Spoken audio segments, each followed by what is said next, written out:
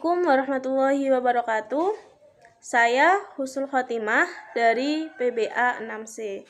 Dalam video ini saya akan menyetorkan hafalan surat beserta penjelasannya, yakni surat An-Nisa ayat 48 yang berbunyi A'udzu billahi minasyaitonir rajim. Bismillahirrahmanirrahim.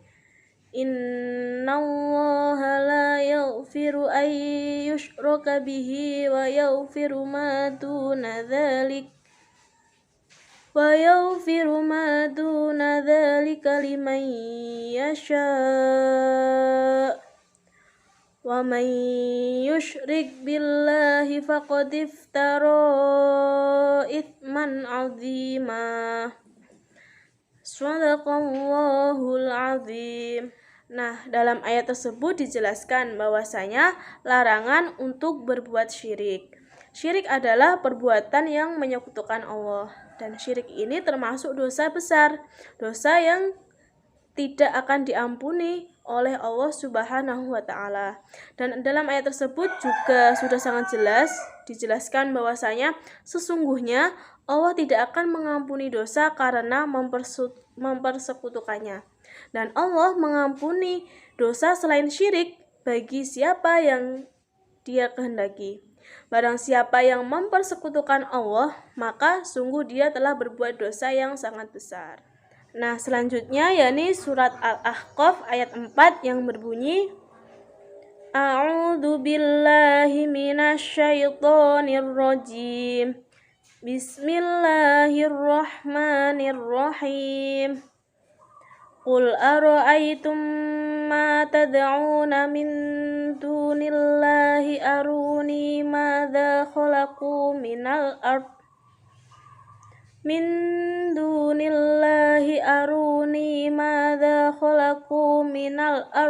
am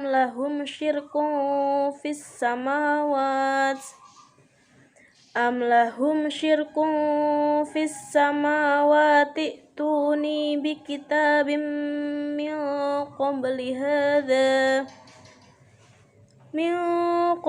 hadza aw atharatin min ilmin in kuntum shadiqin.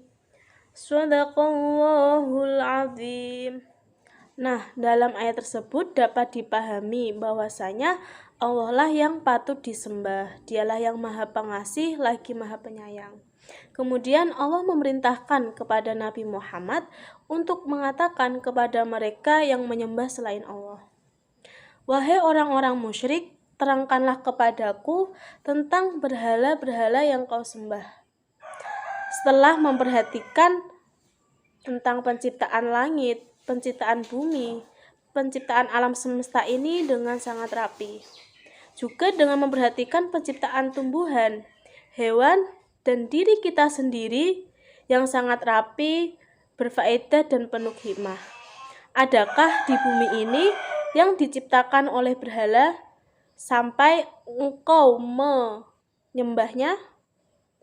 Nah, dapat dipahami dari ayat tersebut, orang-orang musyrik tidak dapat menunjukkan dalil yang masuk akal tentang penciptaan yang diciptakan oleh berhala. Dan orang musyrik juga tidak bisa menunjukkan tentang benda-benda yang telah diciptakan oleh berhala. Nah, di akhir ayat ditegaskan pula bahwasanya kitab-kitab yang diturunkan Allah kepada para rasulnya tidak ada satu keterangan pun yang mengatakan bahwasanya berhala itu harus disembah di samping Allah. Begitu juga dalam ilmu yang diwariskan kepada orang-orang dahulu pun tidak ada keterangan yang dijadikan dasar bagi penyembahan terhadap berhala. Oleh karena itu, dalam surat Al-Ahqaf ayat 4 ini berisi tentang argumentasi kenapa Allah itu wajib disembah. Nah, selanjutnya yakni surat Al-An'am ayat 74 sampai 79 yang berbunyi A'udzu billahi minasyaitonir rajim. Bismillahirrahmanirrahim. Wa idh qala Ibrahimu li abihi azara atattakhidhu asnaman alihah inni araka wa qaumaka fi dhalalin mubin. Wa kadzalika nuri Ibrahima malakutas samawati wal ardi waliyakuna minal muqinin. Falamma janna alaihi al-lailu ra'a kawkaba qala hadha rabbi. Falamma afala qala la uhibbul afilin.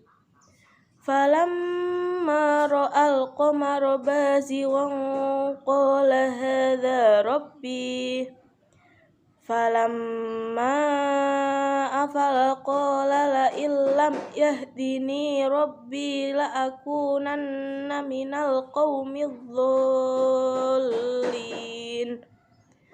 Falamma ra'a asy-syamsa bazighatan qala hadha rabbi hadha akbar.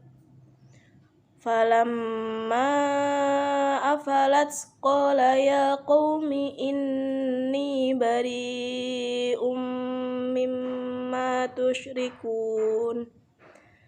Inni wajjahtu wajhiya lilladzi fataras samawati wal arda hanifa. Wa ma ana minal musyrikin. Shadaqallahul azim. Dalam ayat tersebut menceritakan bagaimana Nabi Ibrahim memaknai keberadaan Allah Subhanahu wa Ta'ala dan mengajak para pengikutnya untuk menuju jalan yang benar atau agama yang benar. Pada ayat 74 terlihat bagaimana Nabi Ibrahim sedang menanyakan kepada ayahnya tentang kebiasaan ayahnya dan para pengikutnya dalam melakukan penyembahan berhala. Kemudian pada ayat 75 yakni berisi tentang apabila umat manusia ingin benar-benar merasakan setiap ciptaan Allah Subhanahu wa Ta'ala, baik itu yang ada di bumi maupun yang ada di langit, maka manusia tersebut akan mengetahui, akan mengerti akan kebesaran Allah dan kehadiran Allah Subhanahu wa Ta'ala.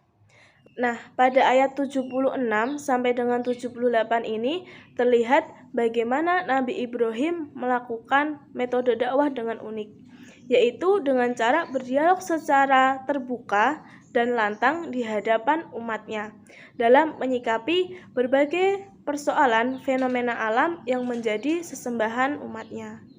Kemudian Nabi Ibrahim juga menunjuk bagaimana bintang, bagaimana bulan, dan bagaimana matahari yang kala itu juga menjadi penyembahan dan dianggap Allah oleh umat Nabi Ibrahim. Dapat dipahami bahwasanya bagaimana akal, pikiran yang adalah anugerah terbesar yang diberikan Allah kepada manusia.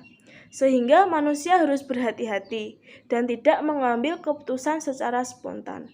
Manusia diajak untuk tidak menilai sesuatu yang besar, sesuatu yang bercahaya, dan sesuatu yang kuat yang dianggap sebagai Tuhan. Sehingga akhirnya nanti dapat menjebak dan dapat tersesat pada sesuatu yang tidak kekal dan abadi.